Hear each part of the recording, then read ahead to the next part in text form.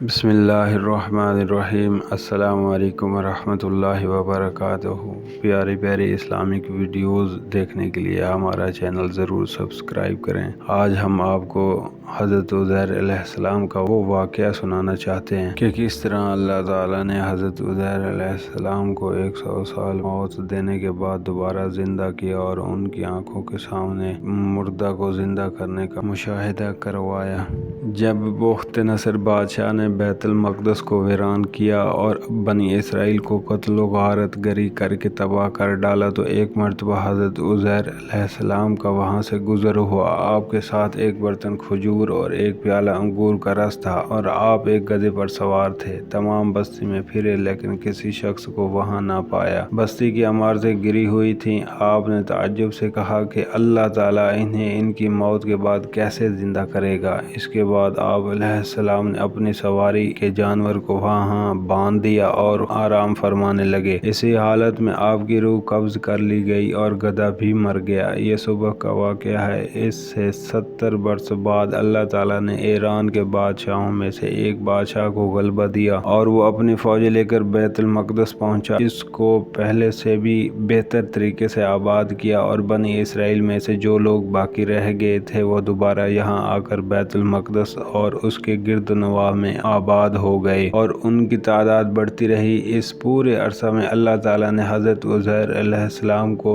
دنیا کی آنکھوں سے پوشیدہ رکھا اور کوئی آپ کو نہ دیکھ سکا۔ جب آپ کی وفات کو 100 سال گزر گئے تو اللہ تعالیٰ نے آپ کو زندہ کیا۔ پہلے آنکھوں میں جان آئی۔ ابھی تک تمام جسم میں جان نہ آئی تھی۔ بقیہ جسم آپ کے دیکھتے دیکھتے زندہ ہو گیا۔ یہ واقعہ شام کے وقت غروب آفتاب کے قریب ہوا۔ اللہ تعالیٰ نے حضرت عزیر علیہ السلام سے فرمایا تم یہاں کتنے دن ٹھہرے؟ آپ علیہ السلام نے اندازے سے عرض کیا کہ ایک دن یا اس سے کچھ کم وقت۔ آپ علیہ السلام کا یہ خیال ہوا کہ یہ اسی دن کی شام ہے جس کی صبح کو سوئے تھے۔ اللہ تعالیٰ نے فرمایا تم یہاں 100 سال ٹھہرے ہو۔ اپنے کھانے اور پانی اور انگور کے رس کو دیکھو کہ ویسا ہی صحیح سلامت باقی ہے، اس میں بو تک پیدا نہیں ہوئی، اور اپنے گدھے کو دیکھو کہ اس کا کیا حال ہے۔ چنانچہ آپ علیہ السلام نے دیکھا کہ وہ مر چکا ہے، اس کا بدن گل گیا ہے اور اعضاء بکھر گئے ہیں، صرف سفید ہڈیاں چمک رہی تھیں۔ آپ علیہ السلام کی آنکھوں کے سامنے اس کے اعضاء جمع ہوئے، اعضاء اپنی اپنی جگہ پر آئے، ہڈیوں پر گوشت چڑھا، گوشت پر کھال آئی،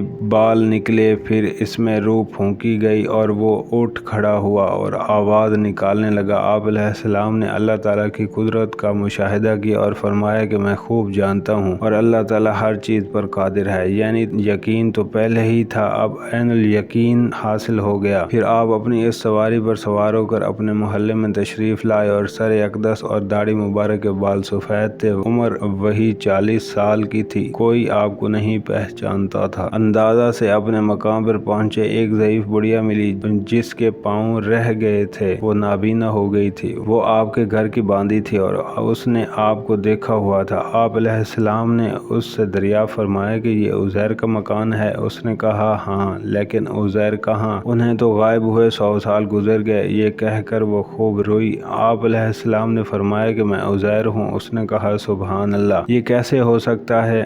آپ علیہ السلام نے فرمایا کہ اللہ تعالیٰ نے مجھے 100 سال موت کی حالت میں رکھ کر پھر زندہ کیا ہے۔ اس نے کہا حضرت عزیر علیہ السلام مستجاب الدعوات تھے، جو دعا کرتے قبول ہوتی تھی۔ آپ دعا کیجیے کہ میری آنکھیں دوبارہ دیکھنا شروع کر دیں تاکہ میں اپنی آنکھوں سے آپ کو دیکھوں۔ آپ علیہ السلام نے دعا فرمائی اور وہ عورت بینا ہو گئی۔ آپ نے اس کا ہاتھ پکڑ کر فرمایا خدا کے حکم سے اٹھ۔ یہ فرماتے ہی اس کے پاؤں درست ہو گئے۔ اس نے آپ کو دیکھ کر پہچانا اور کہا کہ میں گواہی دیتی ہوں کہ آپ علیہ السلام بے شک حضرت عزیر علیہ السلام ہیں۔ وہ آپ کو بنی اسرائیل کے محلے میں لے گئیں۔ وہاں ایک مجلس میں آپ کے فرزند تھے جن کی عمر 118 سال ہو چکی تھی اور آپ کے پوتے بھی تھے جو بوڑھے ہو چکے تھے۔ بڑھیا نے مجلس میں پکارا کہ یہ حضرت عزیر علیہ السلام تشریف لائے ہیں۔ اہل مجلس نے اس عورت کو جھٹلایا۔ اس نے کہا مجھے دیکھو، ان کی دعا سے میری حالت ٹھیک ہو گئی ہے۔ لوگ اٹھے اور آپ علیہ السلام کے پاس آئے۔ آپ علیہ السلام کے فرزند نے کہا میرے والد صاحب کے کندھوں کے درمیان سے بالوں کا ایک ہلال یعنی چاند تھا۔